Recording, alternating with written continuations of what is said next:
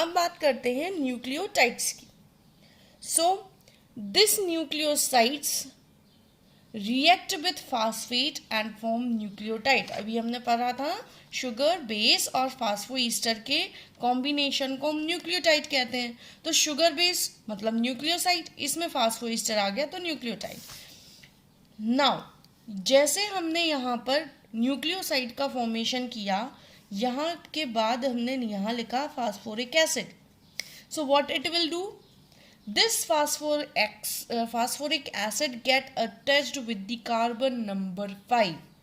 मतलब CH2OH में से OH हटेगा और इस O का H हटेगा, बाहर निकल जाएगा H2O।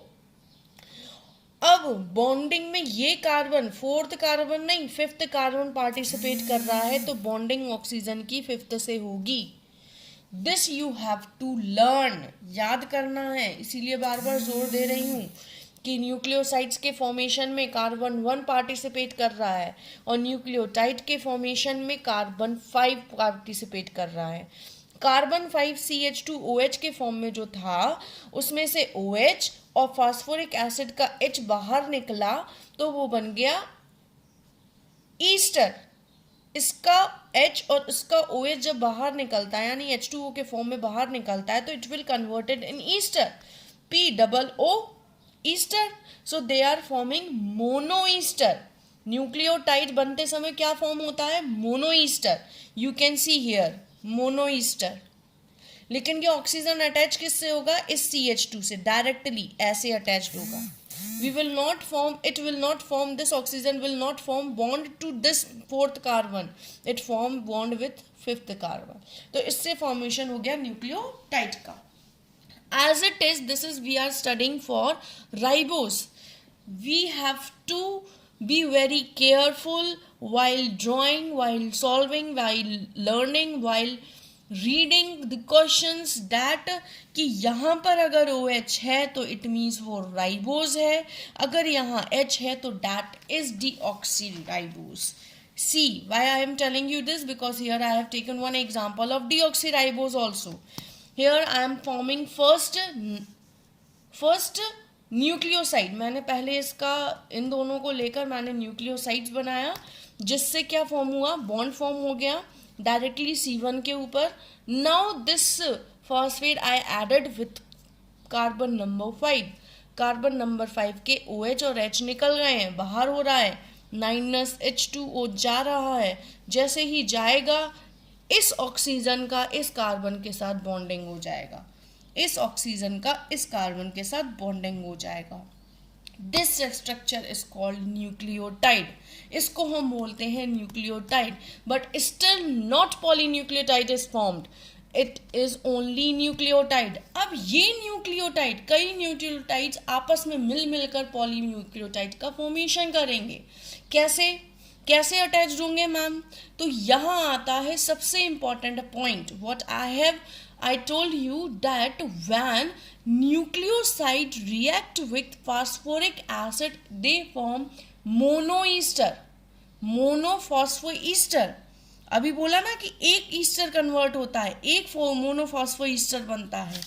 But when two nucleotides react together and form di or tri or polynucleotides, they form diester। दो एस्टर ग्रुप का फॉर्मेशन हो जाता है। तो चीजें हमें याद करनी है, रटनी है बिल्कुल। Now I have taken 2 nucleotide chain, 2 nucleotide change कर दी। अब इंटरेस्टिंग, न्यूक्लियोसाइड में पार्टिसिपेट कर रहा था कार्बन नंबर 1 न्यूक्लियोसाइड्स के फॉर्मेशन में, साइड से, न्यूक्लियोसाइड साइड से। नाउ अब न्यूक्लियोटाइड के फॉर्मेशन में पार्टिसिपेट कर रहा था कार्बन नंबर 5, यस 5। अब आती है बात डाई पॉली ट्राई इन न्यूक्लियोटाइड की। तो जब हम एक से ज़्यादा पॉलीन्यूक्लियोटाइड यानी कि न्यूक्लियोटाइड्स को ऐड कर रहे होते हैं, तब पार्टिसिपेट करता है कार्बन नंबर 3। मीन्स कुल मिलाकर carbon 1, carbon 3 and carbon 5 are participated. Carbon 1 nucleosides के फॉर्मेशन में, कार्बन 5 ओनली न्यूक्लियोटाइड के फॉर्मेशन में, and carbon C is participating in the formation of diester and nucleotide chain बनाने में इसका participate होता है. Okay, now you can see दो nucleotide की chain Lee, nothing we have to do, कुछ भी नहीं करना है, just थर्ड नंबर वाले कार्बन पर जाओ, और उसको अटैच कर दो इसके साथ, इसमें से H2O निकाल दो और ये बन गया तुम्हारा कंप्लीट बॉन्ड. कुछ नहीं करना, जस्ट इसमें से OH और इसका H2O निकाल दो और इसको अटैच कर दो, क्या बन गया तुम्हारा कंप्लीट बॉन्ड.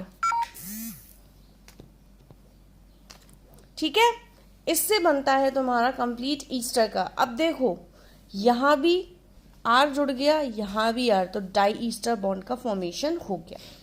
ठीक है, so today we have completed with this, and if you understand these topics so you are able to understand next the formation of DNA and RNA also. Okay, till then take care, stay at home and stay safe.